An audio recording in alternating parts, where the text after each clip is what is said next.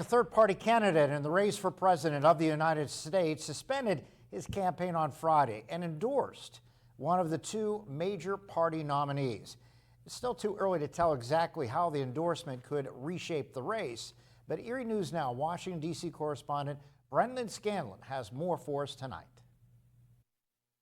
It's with a sense of victory and not defeat that I'm suspending my campaign activities. On Friday, independent presidential candidate Robert F. Kennedy Jr. suspended his campaign and endorsed former President Donald Trump.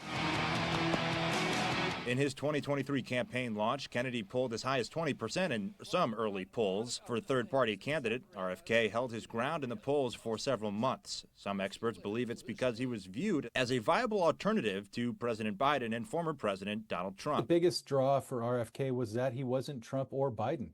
These two old guys who people had known and were just disenchanted with. Todd Belt is a professor and director of the Political Management Master's program at George Washington University. He says once President Biden announced he would not seek re-election, Kennedy's poll numbers shifted. Once Biden left the nomination to Harris, you saw RFK's poll numbers just plummet afterwards. So a lot of people were just looking for an alternative. However, Kennedy did have nationwide support. His campaign collected 1 million signatures to appear on ballots across the country.